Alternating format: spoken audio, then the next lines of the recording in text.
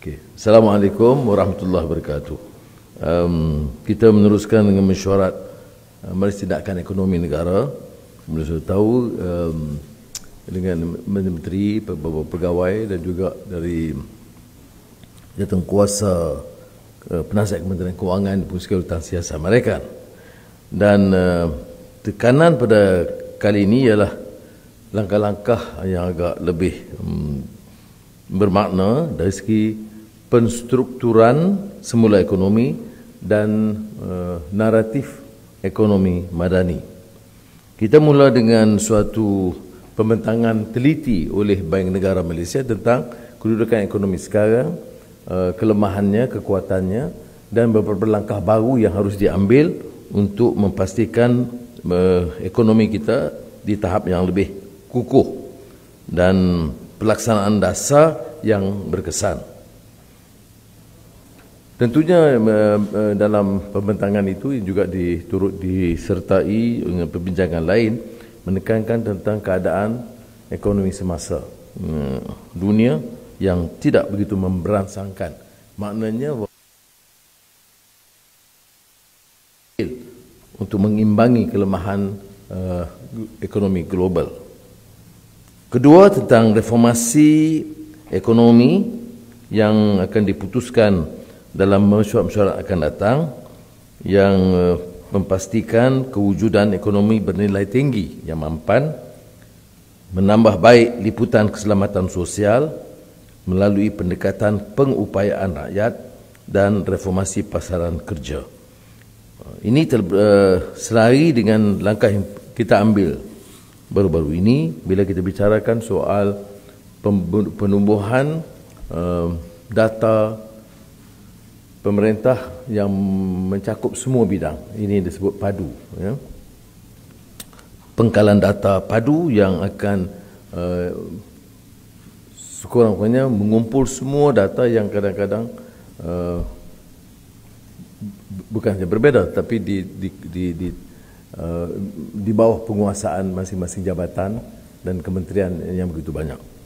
Tetapi ini juga selari dengan tindakan kita yang sebelumnya dalam soal tarif elektrik yang alhamdulillah disambut baik walaupun cuba dipermainkan oleh setengah pihak, kerana tarif elektrik itu naik hanya bagi syarikat-syarikat besar dan hanya bagi rumah-rumah kelompok yang kaya di peringkat teratas, tidak langsung membebankan rakyat. Berbeza dengan cadangan kerajaan terdahulu yang mahu menaikkan taraf kadar elektrik bagi semua rakyat. Ini harus difaham, ya. Maknanya prinsip inilah akan dipakai bila kita sebut penyusunan semula ataupun rasionalisasi subsidi. Jadi tidak boleh orang permainkan isu ini, kerana seperti mana kita lakukan untuk tabung haji dan juga elektrik, prinsip yang sama akan digunakan pakai. Jadi hala 7 peralihan tenaga tentang National Energy Transition Roadmap itu juga kita akan teliti dan akan bentangkan sebelum pengenalan suatu program dan dasar peralihan tenaga yang juga menjadi suatu keutamaan sekarang, memindah daripada teknologi mempunyai kesan sampingan dari sudut persekitaran. Baik, kita bercuba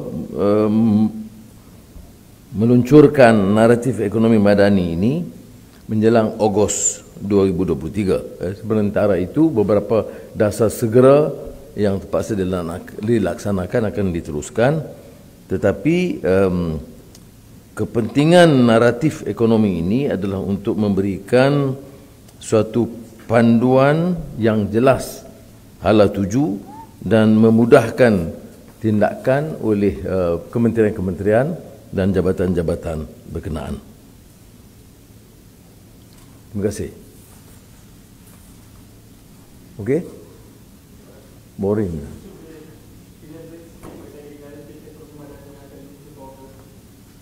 Ya, ya, kita ada prinsip ekonomi yang kita carakin cara ringkas dalam buku Madani.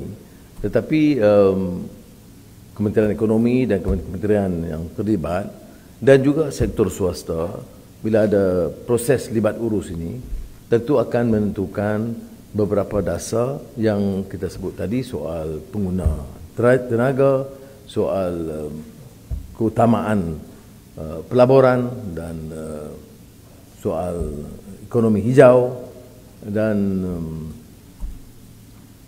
yang lain-lain lah. Jadi kita akan tumpukan bidang-bidang yang dirasakan perlu difaham. Naratif ini akan berat kerangka besar, umum dan disusuli dengan beberapa tiang nadi ekonomi yang dijelaskan secara berperingkat.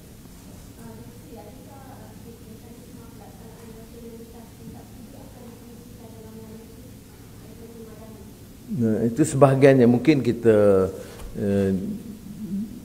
mengikut keadaan, seperti elektrik kita dah buat, tabung haji kita dah lakukan, kerana penjimatan itu perlu. Maknanya sekarang ini dalam kajian yang dibentangkan oleh Jawatankuasa Nasihat Kewangan tadi, sekurang-kurangnya 40% disubsidi ini sampai kepada golongan kaya. Jadi saya tidak faham mengapa setengah orang masih nak pertahankan. Kita tidak berganjak dari pendirian, tidak mengurangkan subsidi bagi rakyat.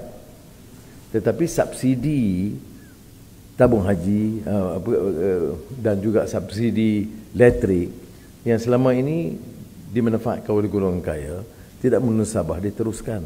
Jadi ini prinsip ini akan tetap digunakan pakai dalam perbincangan soal subsidi diesel dan lain-lain. Okey?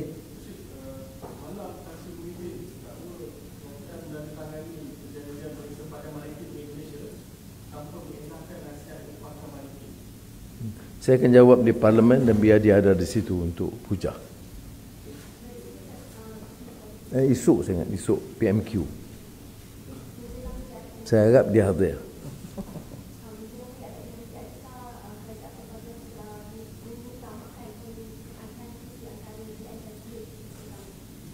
Kursi itu di peringkat akhir. Okey?